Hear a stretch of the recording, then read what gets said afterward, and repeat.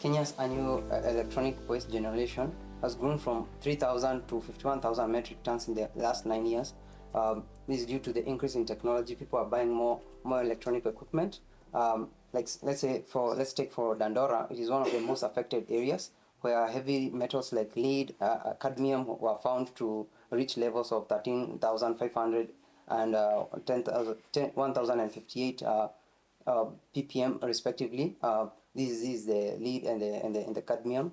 On a study carried out of 328 children, 50% had respiratory ailments, where 30% had abnormalities in the red blood cells.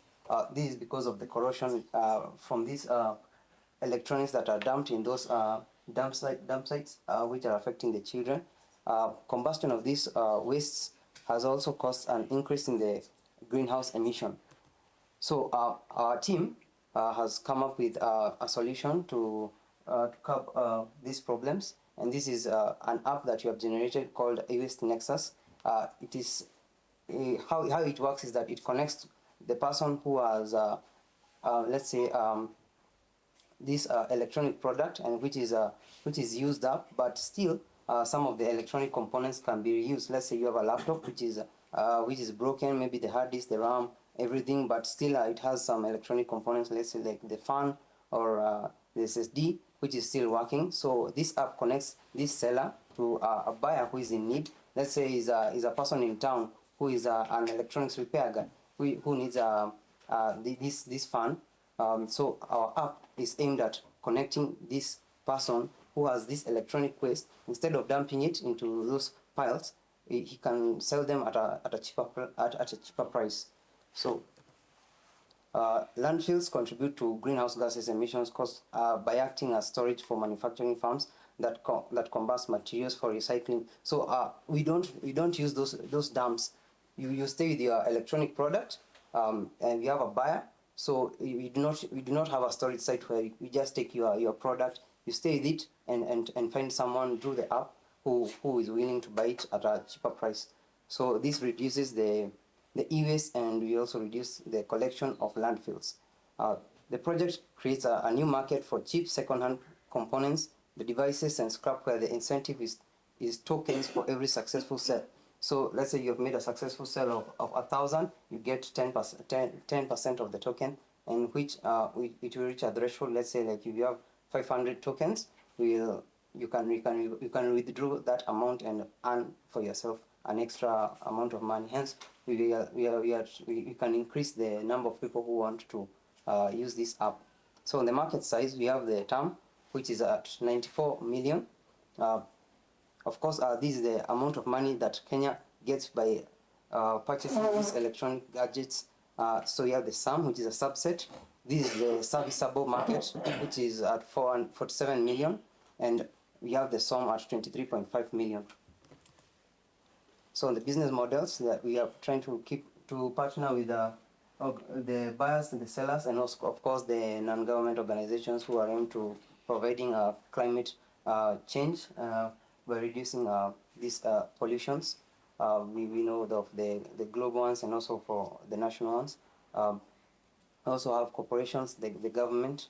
We partner with them. Our activities is the e-waste commercialization.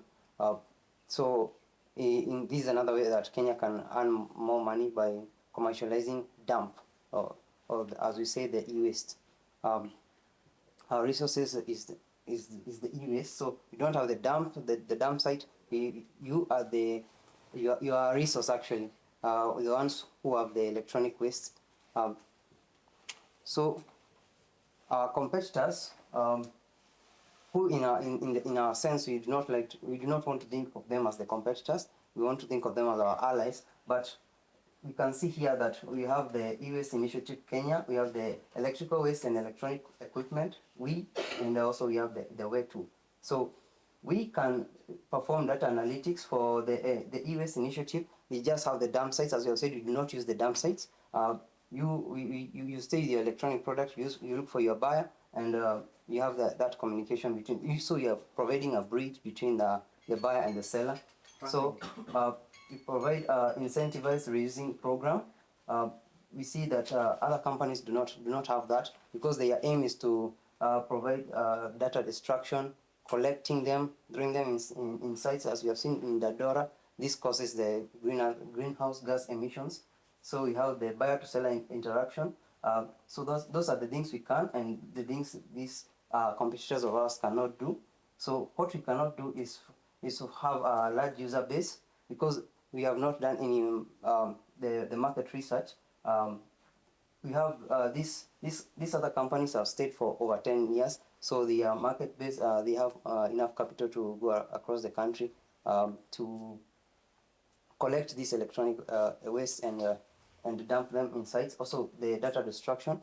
We do not aim to provide such services, but we see that Web2 does that. So it collects those electronic waste and destroys them, so as to reduce these emissions of that are caused by the electronic products. So the technology we have used is that when you open the app, you will be visited with the landing page where you apply for an account, either as a buyer or a seller. So as a buyer, what you will see first is the map and a search icon, where you input the whatever you're looking for. Let's say it's a spare part for an electric motor. So you click on it, and then on the map, you'll get to see who is the nearest to your place, who has the available product that you search for. So that is the technology that you are using. So you have advanced search and filter options. So you can search for in a 10-kilometer radius, in a 550-meter radius, who in case you are in need quite urgently. So you have those options. So team I'm a mechatronics engineer, the founder.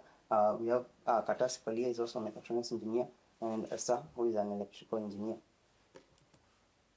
So this is an image showing what our app is all about. So this is the buyer, what the buyer will be introduced to. Sorry for cropping that image. We had the logo and all. So you have the product that you want to search for. So let's say it's a motor. The condition. So you'll say this seller maybe has bought a surplus item. So maybe you went to Alibaba and bought 40 instead of one piece. So he's looking for a place to sell them. Instead of throwing them out, you just go and post them on our application. So the buyer is going to input whether you need a new component or a used one, and also how close these are. You can. Yeah, so on the how close you can have for as far as 50 meters, as I've said, 10 kilometers radius. In case you want a new one, maybe the new one is far. You have the cheap one which is close.